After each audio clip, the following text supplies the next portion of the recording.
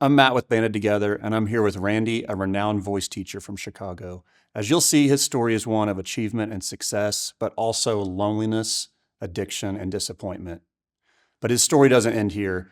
In fact, I believe it'll ultimately be one of hope and redemption, a true comeback story. With Banded Together, we are coming alongside Randy to support his journey of transformation, and we invite you to join us. If you feel moved to give, we are helping Randy raise funds for recovery and renewal. Just click on the link in the description below. Also, you can leave him a comment of encouragement. And last but most importantly, we invite you to pray with us and intercede on his behalf. Thank you in advance for being a blessing. This is Randy's story. So, tell us your name and where you're from. My name's Randy Buescher, unusual last name. I'm from Chicago. I've worked with multiple Tony Award winners, Grammy Award winners, Dove Award winners. Dove Awards, if you don't know, are like the Grammys for gospel and contemporary Christian. My students have won competitions. I've worked with artists on every major label. I've worked with some of my students have gone on to be TV stars. I got one that has a really big part on Chicago Med right now. So I've taught my students that became TV stars. I've worked with Broadway stars, the whole gamut. When did things in Chicago kind of start going wrong? Well, my studio started diminishing in size about 10 to 12 years ago.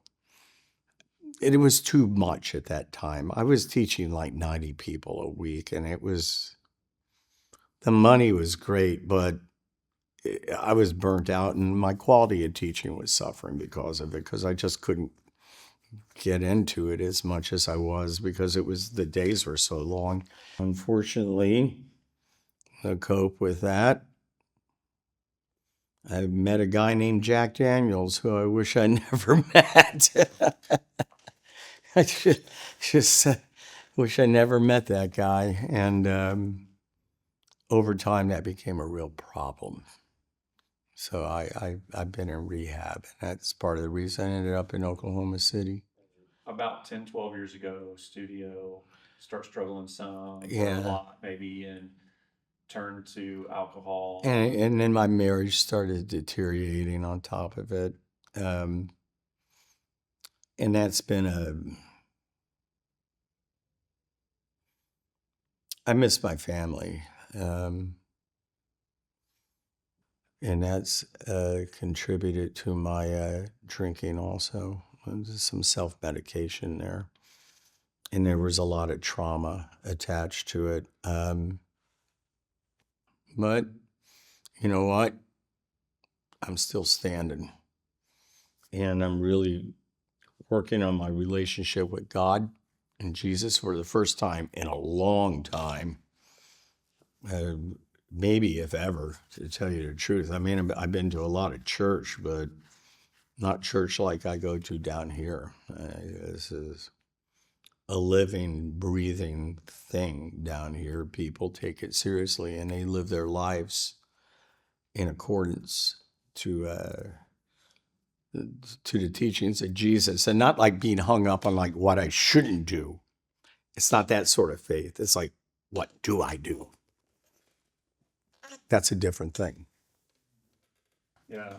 So you'd mentioned before that the last 2 years specifically have been maybe the hardest of your entire life. Is that safe to say or no? Oh, that's totally safe to say. I mean, I've been adrift. I mean, I've been homeless at times. Had to sleep on the sidewalk in some shelters under the stars a few times. Not a lot. I'm not like chronically homeless. I don't want anyone to think that. But I have been in that situation and really close to it a lot of times. It's been rough. It's affected my relationship with my son, and I'm feeling a little self-conscious, like I'm trying to put all the blame on her for this. It's not. I'm the one that drinks. That is my responsibility. I pick up the bottle.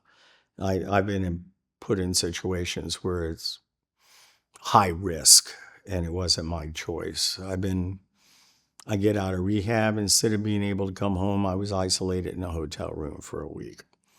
And isolation is like the one thing they tell you to absolutely not do coming out of inpatient. But that was not my choice. I was put there, and I relapsed. I mean, it was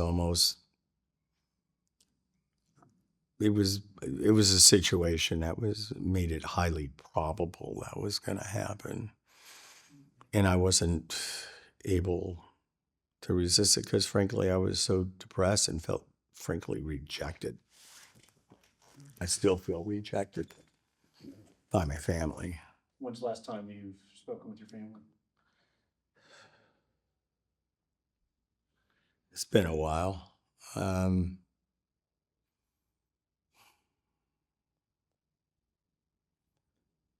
All that stuff, and it's been hard, but it led me here. And I'm trying to be as proactive as I can down here, getting situated. I want to stay here. I need some help in those efforts. And I really want to start getting back to work. I want to start helping the population that needs me down here. I really do. It'd be like a new mission for me because I'm going into a new market, and I can kind of maybe get back in touch with the way I was at the very beginning of my teaching career, when I noticed that these kids were not getting offered what they really need. I can bring that fight here. I'd like to bring this up just for everyone's sake, because this is something new in the field of addiction that people are just starting to talk about, even though, frankly, it should have been obvious from day one. It's the role that trauma plays in addiction. Unaddressed childhood pain leads to trauma. Unaddressed trauma leads to PTSD. Unaddressed PTSD leads to addiction. Almost everyone you know that has a problem with substances has a problem with some sort of serious trauma at some point. And if you're going to be effective, from my experience dealing with PTSD, you try to have to get to where did it all start? What was the trauma that started this response where I view the whole world through traumatized lenses and affects my decision-making process? Well, for me, it started in infancy. I'm not going to bore you with the story, but it truly did go back to infancy in a medical condition that caused me great pain.